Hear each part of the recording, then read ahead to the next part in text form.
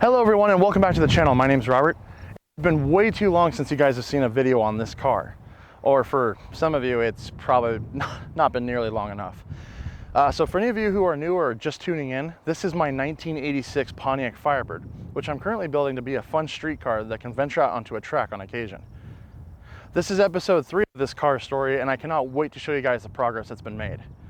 So without further delay, let's jump right in.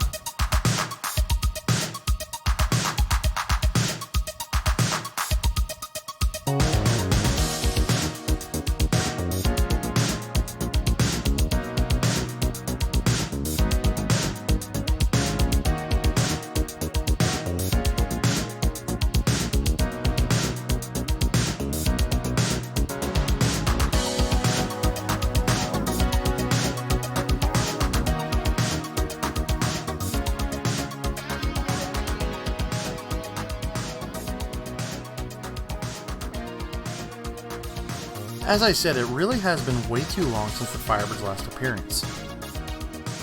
But a lot has happened in the time since the last episode, and I think I've made you all wait long enough. So to start this off, we need to go back to February of this year, when I learned that one of my local auto wrecking yards had just received a new 1982 Firebird. I grabbed my tools, jumped in my WRX, and I made my way there.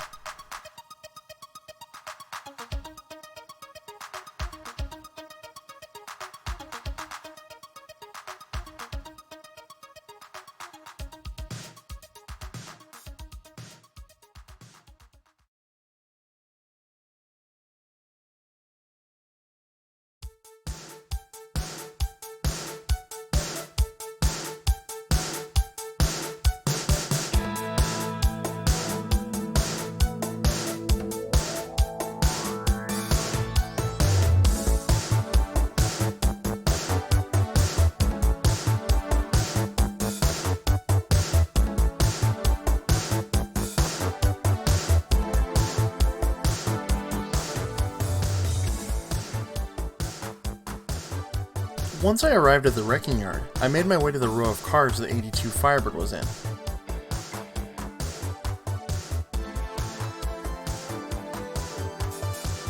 And once I found it, it was like I struck gold. There were two perfect front fenders, which is exactly what I was looking for. So I wasted no time in snatching them up. I also helped myself to a couple other parts I needed as well.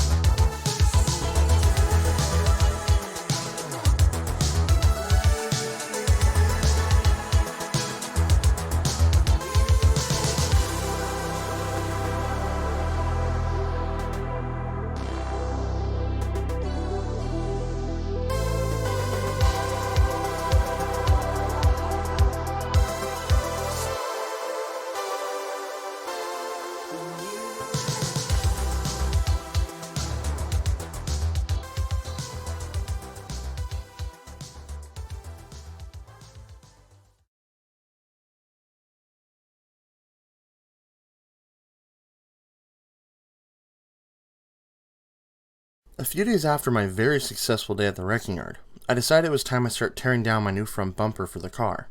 I got this one almost a year earlier, and besides a couple cracks, it was in pretty good shape. To start the repairs off, I started taking apart the bumper. Then I started stripping it of all of its hardware.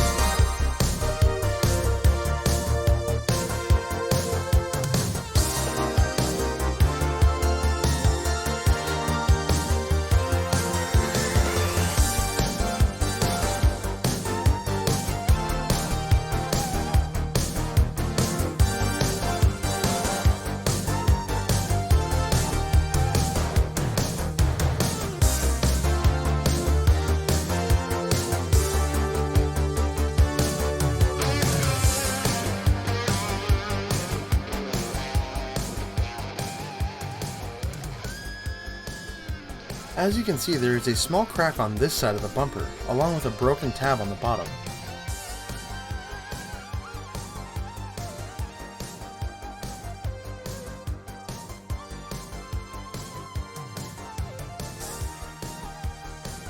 Before I could repair the bumper, I made sure to clean both the areas I'd be fixing with a degreaser.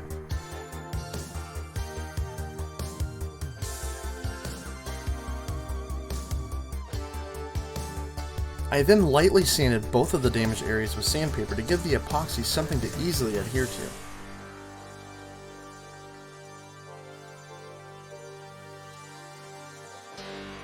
To fix these issues, I mixed up some JB Weld. This stuff is designed for plastics.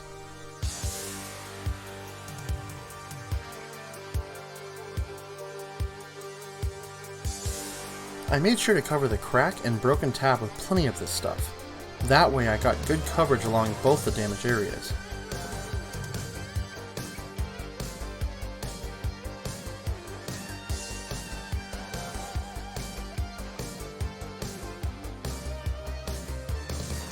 Once the epoxy had cured, I then went ahead and sanded both areas until they were smooth and flush with the rest of the bumper.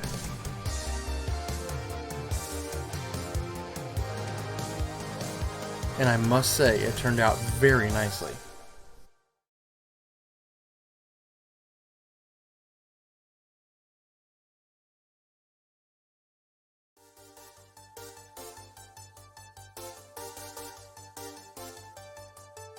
Two months passed until I was finally able to pull the car out of winter storage in April. It was also perfect timing too, because I had a new 4-inch cowl hood to install that had just been delivered earlier in the week.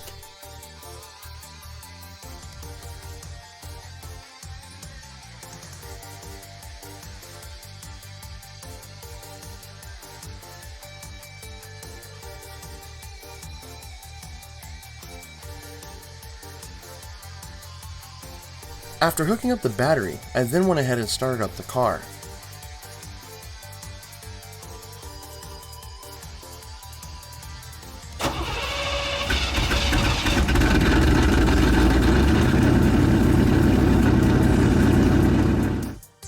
Once I had pulled the car out, I then went ahead and opened up my new hood. I placed it side by side with the car's stock one to make sure everything lined up. After comparing them both, I went ahead and removed the hardware from the car's original hood to move over to my new one.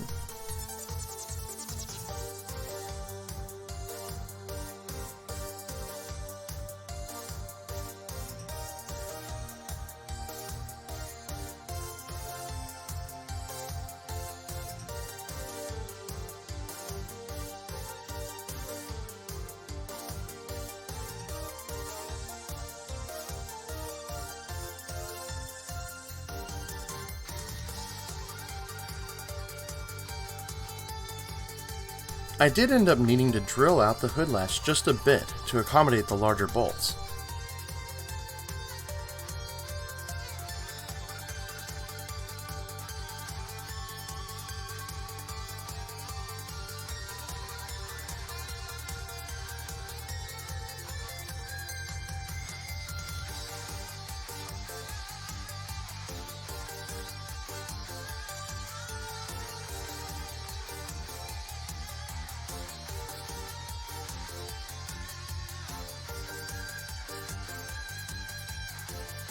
And after I had drilled out some of the material on the latch, it fit perfectly.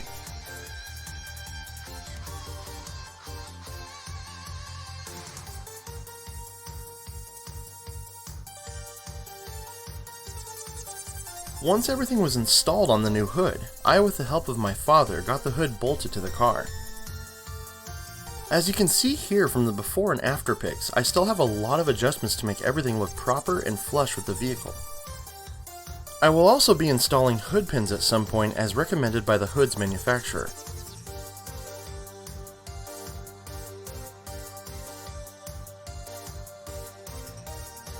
I must say this was a great buy not only for how awesome it looks, but now there is proper clearance to run a much bigger air cleaner for the Holley carburetor.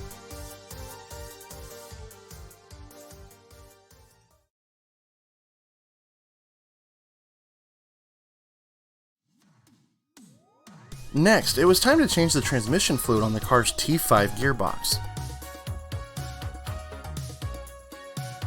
There are two plugs on the T5, one above the other. First, we need to remove the bottom one to drain the fluid.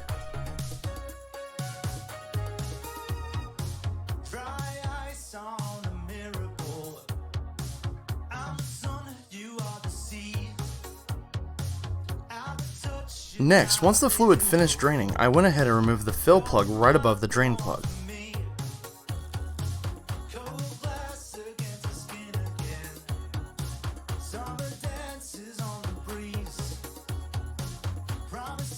I then reinstalled the drain plug so I could start filling the transmission with fluid.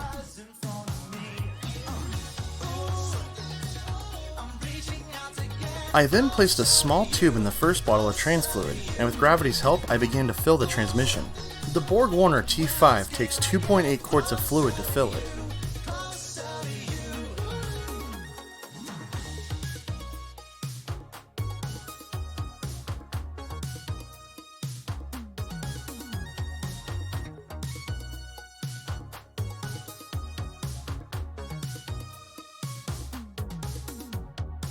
I continued to fill the transmission until fluid started to leak out from the fill plug.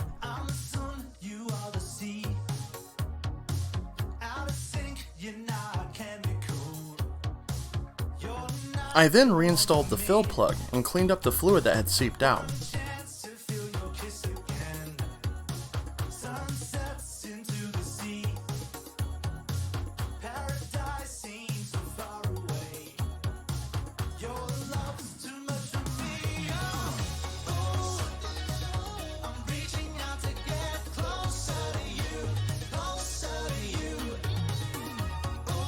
And once I made sure everything was tightened down, the transmission service was finished.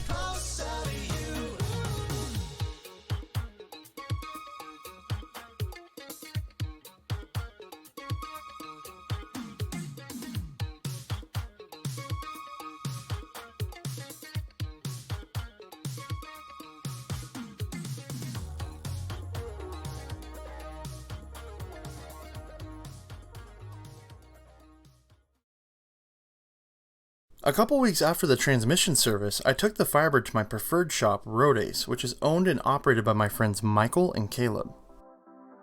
Their shop is located in Deer Park, Washington, and if you would like to get in touch with them for their services, all of their contact info is in the description below.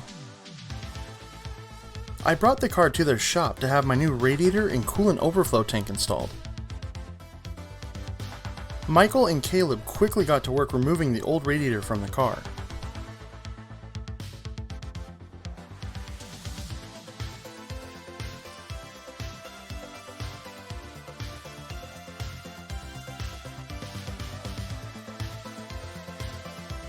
These 3rd Gen F bodies in stock form do run on the warmer side. The radiator my car was originally equipped with was only a 2-core, and the single fan did not have a shroud, which made it pretty inefficient.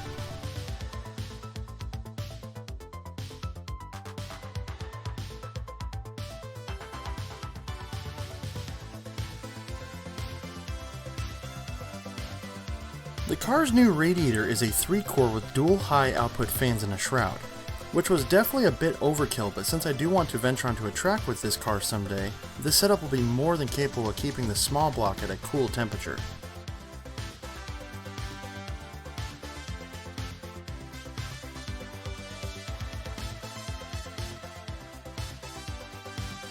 While Michael and Caleb finished up the radiator install, I decided to take a look at the underside of my car. Now, I've seen the underside of the Firebird while I've worked on it in my driveway, but I had never been able to look at it on a lift until this point. This car, for being 35 years old, is in amazing shape, and I was very happy to see this.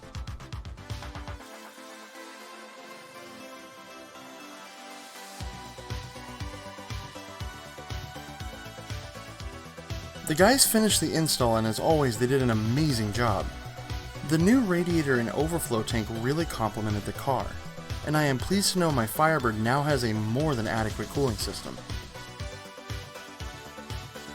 Oh, and one more thing. Michael just couldn't help himself.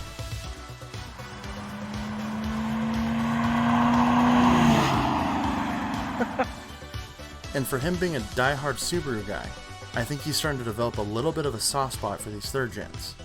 And honestly, who can blame him?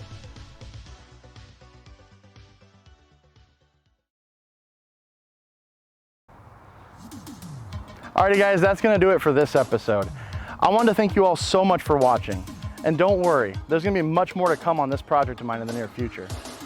If you guys like this series, please consider hitting the subscribe button and also make sure you tap the bell to get notified whenever we upload a new video. So until next time guys, my name's Robert. Thank you so much for watching United Brothers, and we will see you all again real soon.